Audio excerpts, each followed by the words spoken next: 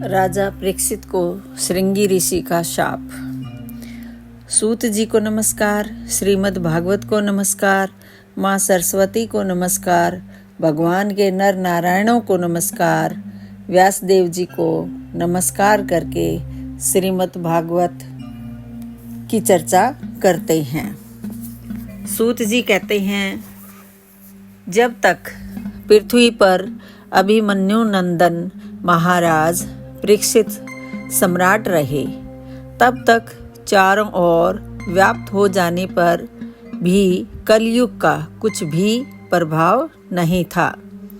वैसे तो जिस दिन जिस क्षण श्री कृष्ण ने पृथ्वी का परित्याग किया, उसी समय पृथ्वी में अधर्म का मूल कारण कलयुग आ गया था।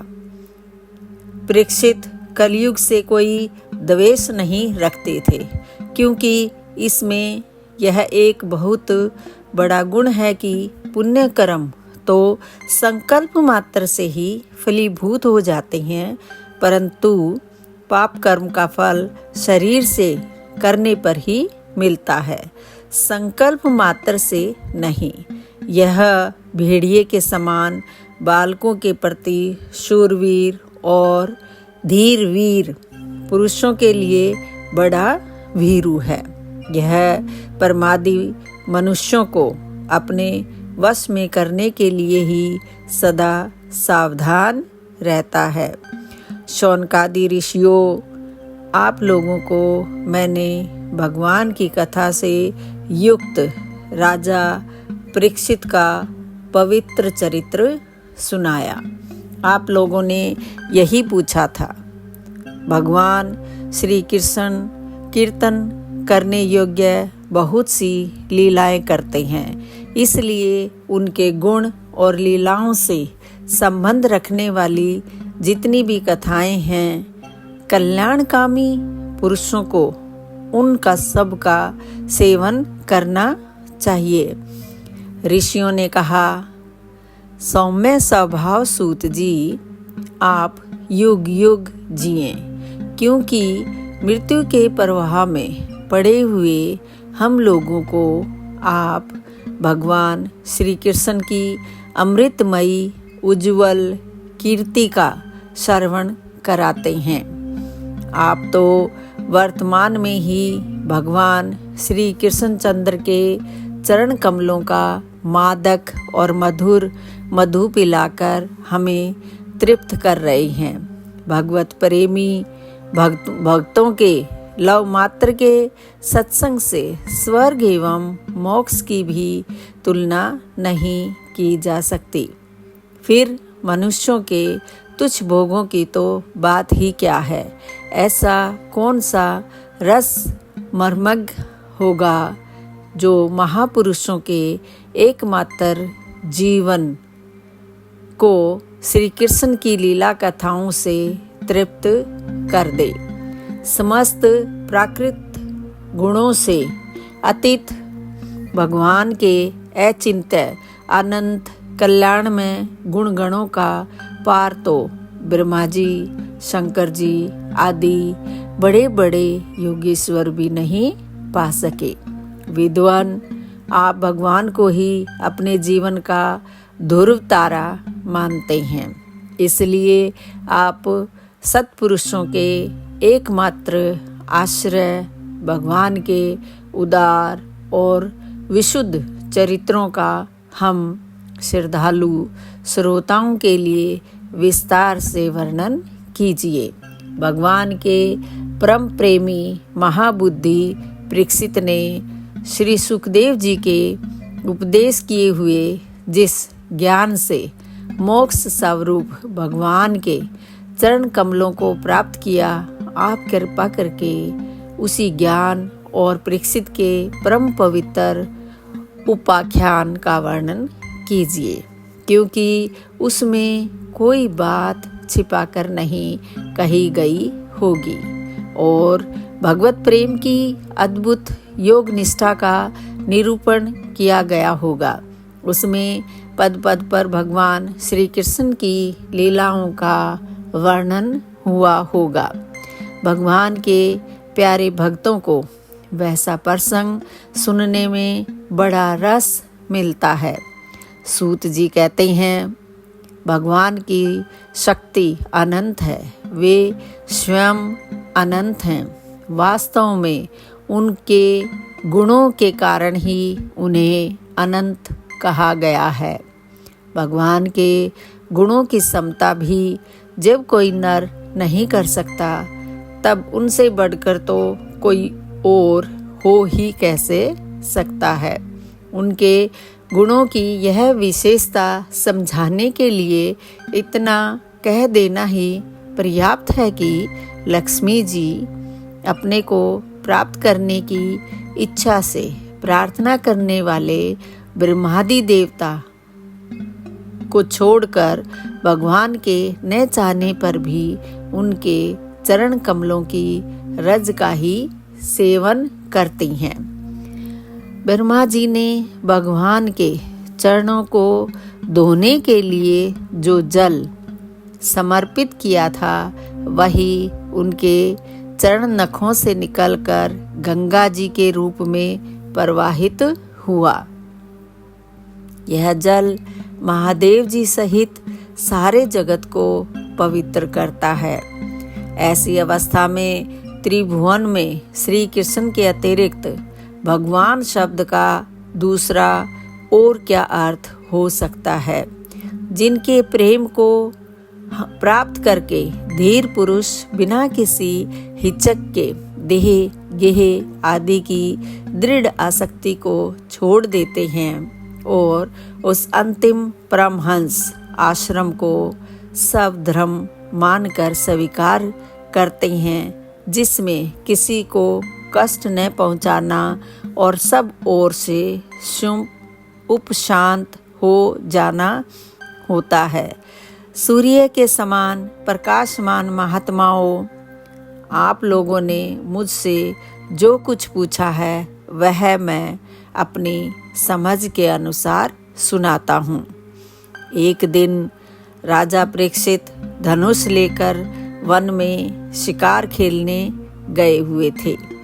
हिरणों के पीछे दौड़ते दौड़ते वे थक गए और उन्हें बड़े जोर की भूख और प्यास लगी।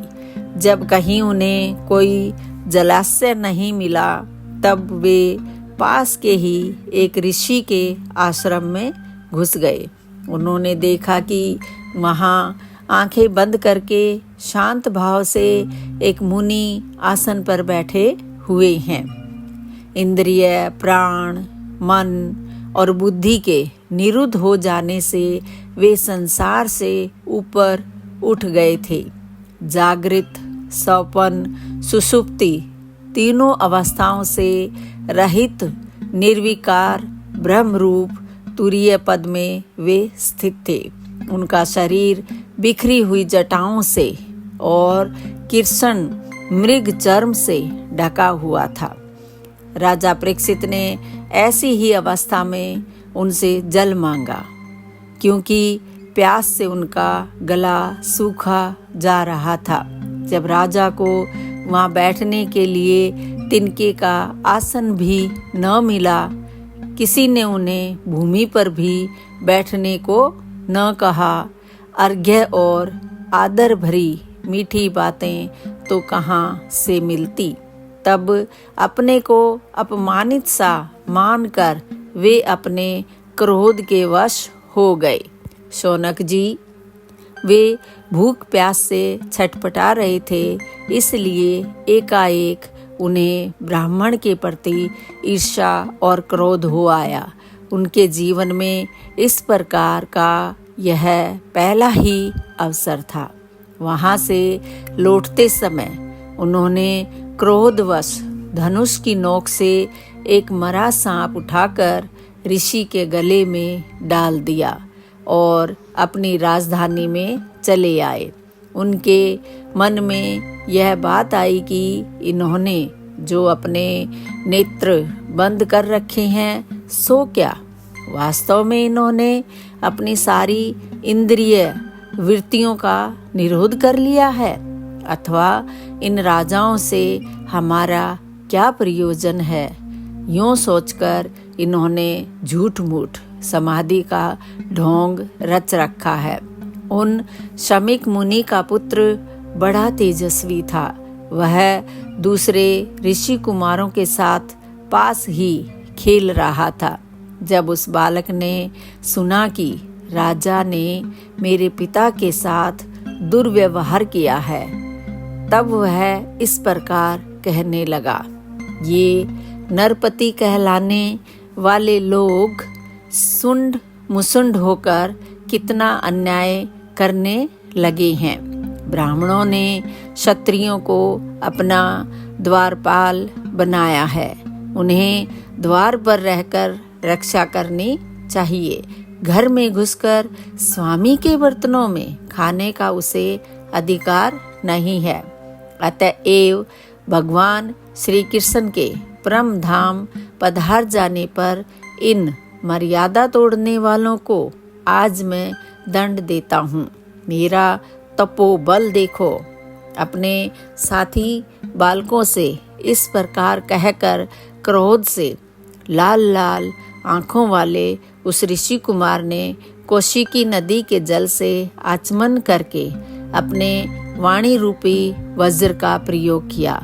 कुलांगार परीक्षित ने मेरे पिता का अपमान करके मर्यादा का उल्लंघन किया है, इसलिए मेरी प्रेरणा से आज के 7वें दिन उसे तक्षक सर्प डस लेगा। इसके बाद वह बालक अपने आश्रम पर आया और अपने पिता के गले में सांप देखकर उसे बड़ा दुख हुआ तथा वह ढाड़ मारकर रोने लगा।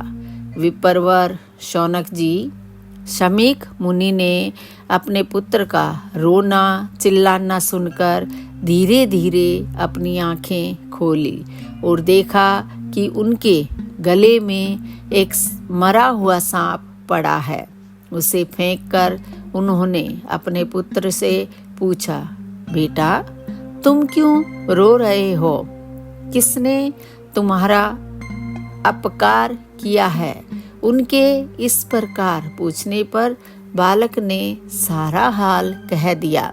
ब्रह्म ऋषि शमीक ने राजा के शाप की बात सुनकर अपने पुत्र का अभिनंदन नहीं किया।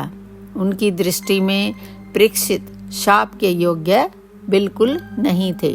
उन्होंने कहा, ओह मूर्ख बालक, तूने बड़ा पाप किया। खेद है कि उनकी थोड़ी सी गलती के लिए तूने उनको इतना बड़ा दंड दिया। तेरी बुद्धि अभी कच्ची है। तुझे भगवत स्वरूप राजा को साधारण मनुष्यों के समान नहीं समझना चाहिए था, क्योंकि राजा के दुस्सह तेज से सुरक्षित और निर्भय रहकर ही प्रजा अपना कल्याण संपादन करती है। जिस समय राजा का रूप धारण करके भगवान पृथ्वी पर नहीं दिखाई देंगे, उस समय चोर बढ़ जाएंगे और अरक्षित भेड़ों के समान एक क्षण में ही लोगों का नाश हो जाएगा। राजा के नष्ट हो जाने पर धन आदि चुराने वाले चोर जो पाप करेंगे, उसके साथ हमारा कोई संबंध न होने पर भी वह हम पर भी लागू होगा, क्योंकि राजा के न रहने पर लुटेरे बढ़ जाते हैं और वे आपस में मारपीट गाली गलौज आदि करते हैं। साथ ही पशु, स्त्री और धन संपत्ति भी लूट लेते हैं। उस समय मनुष्यों का आर्य धर्म लुप्त हो जाता है। अर्थ, लोभ और काम वासना के विवश होकर लोग कुत्तों और बंदरों के समान वर्ण संकर हो जाते हैं। सम्राट परीक्षित तो बड़े ही यशस्वी और धर्म धुरंधर हैं। उन्होंने बहुत से अश्वमेध यज्ञ किए हैं और वे भगवान के परम प्यारे भक्त हैं।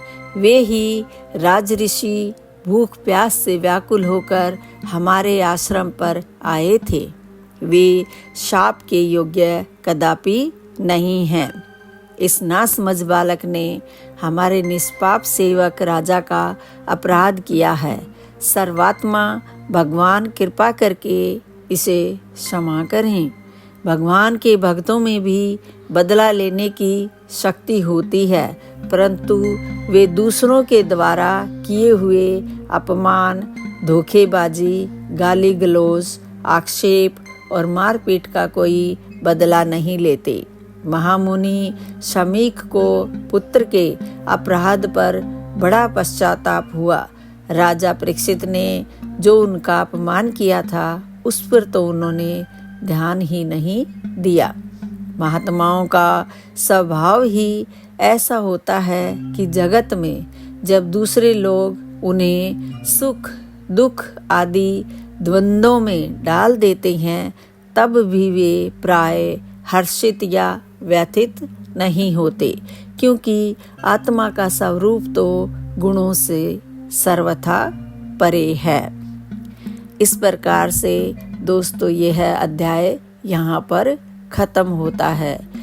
आप मेरे चैनल को देखते हैं, लाइक करते हैं, कृपा करके इसको शेयर भी करें और सब्सक्राइब भी करें। आपका ये वीडियो देखने के लिए या मेरे कोई भी वीडियो देखने के लिए आप सभी का बहुत बहुत धन्यवाद।